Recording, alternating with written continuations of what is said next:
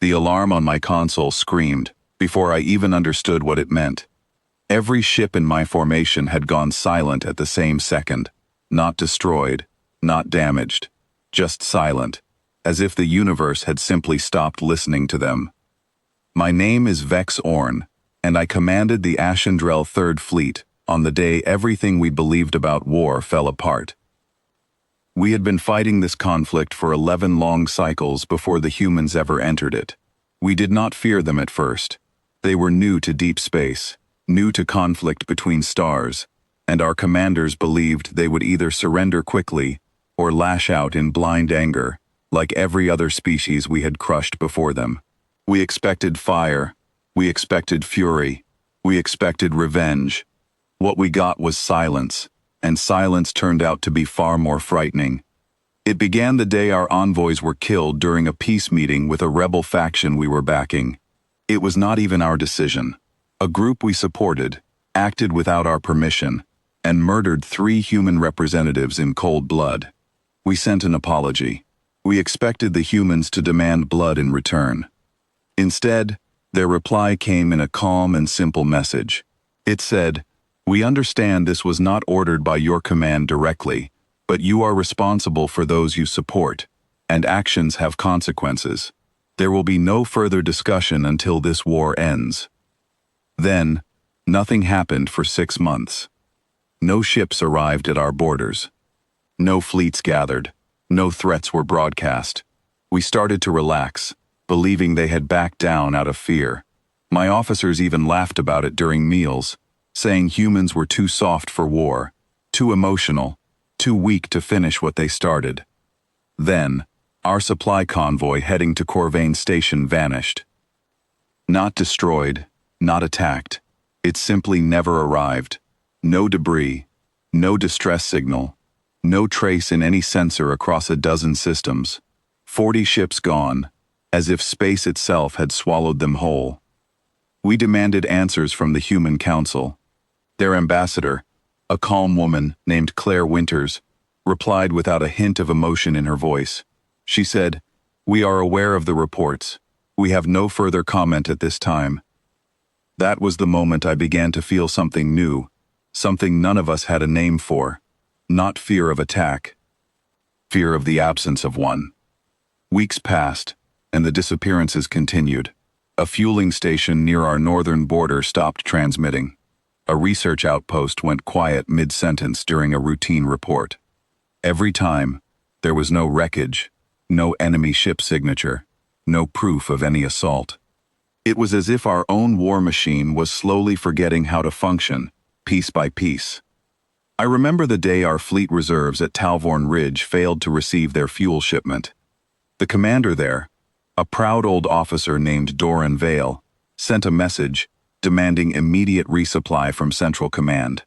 Central Command sent back confusion, saying the shipment had already left 3 days earlier.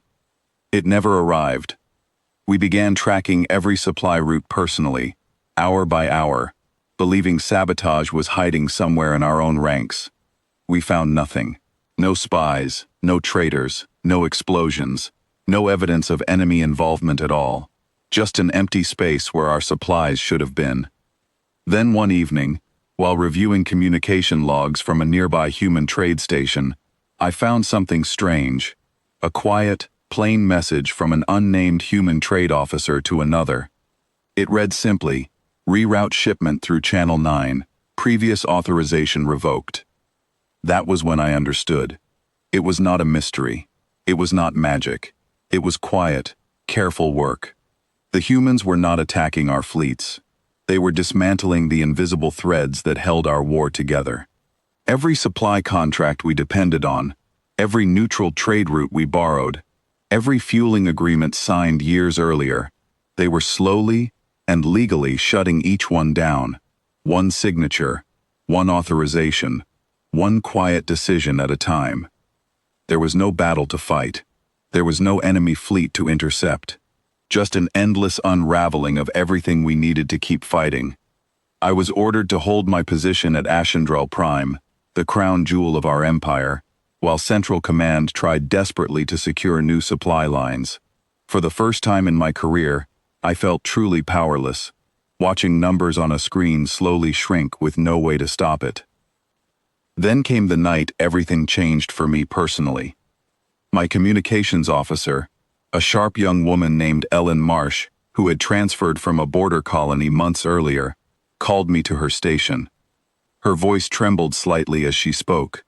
She said, "Sir, I am picking up a private channel meant for supply command. It is already decrypted. Someone wants us to hear this." I sat beside her and listened. It was a recorded voice, calm and steady, speaking directly to whoever would eventually intercept it. The voice belonged to a man named Nathaniel Cole, apparently a senior logistics coordinator on the human side. He said, "If you are hearing this, you already know your fuel reserves are failing. You already know your reinforcements are not coming. This is not an attack. This is simply what happens when a system that depends on movement loses its roads."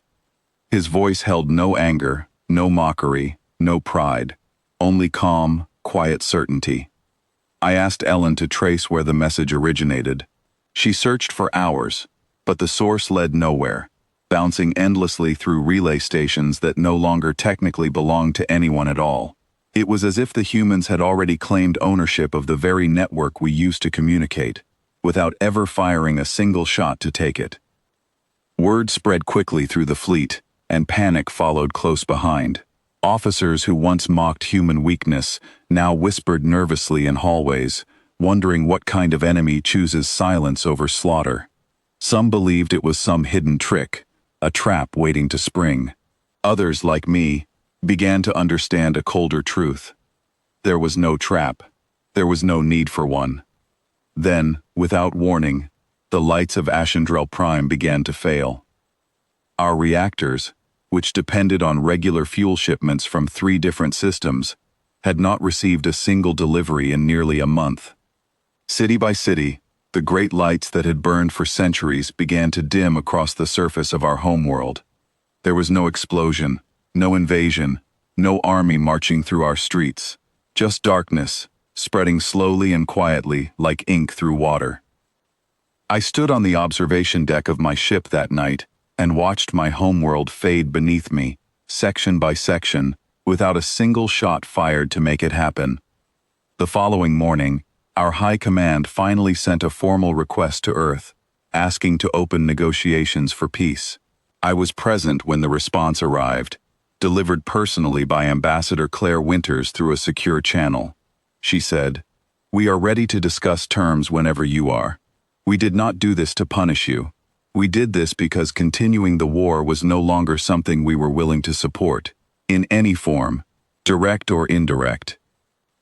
I asked her directly, through our translator, why they never simply attacked us the way every other enemy always had. She paused for a long moment before answering. Then she said, "Attacking you would have made this into the kind of war you understood. We chose something you did not expect. You killed our people during peace talks, so we removed our support from every part of your war effort, quietly and completely. That is not revenge. Revenge would mean we were still angry enough to fight. We were simply done." I did not have an answer for that. None of us did. In the weeks that followed, as peace terms were finally signed, I often thought about what she said. We had spent generations preparing for wars of fire and fury, believing violence could only be answered with greater violence. We never once imagined an enemy who would answer betrayal with quiet, patient withdrawal, dismantling everything we relied upon until the war simply could not continue anymore. There is a phrase now circulating among younger officers in our fleet, one borrowed clumsily from human language. It says, "Do not depend on what you cannot protect." I believe they have it slightly wrong. The humans did not attack our dependence. They simply stopped feeding it and let it collapse on its own weight, thread by thread, until nothing remained to fight with. I still remember standing on that observation deck, watching the last lights of my homeworld fade into darkness, wondering how an enemy capable of such overwhelming power chose the quietest possible way to end a war instead of the loudest. I do not know if that makes them merciful, or if mercy was simply never their goal at all. I only know that when the fighting finally stopped, none of us could point to a single battle that ended it. There was no final clash, no last stand, no moment of glory to remember. There was only a slow and steady silence that grew louder with every passing day, until we finally understood the war was already over long before we noticed it.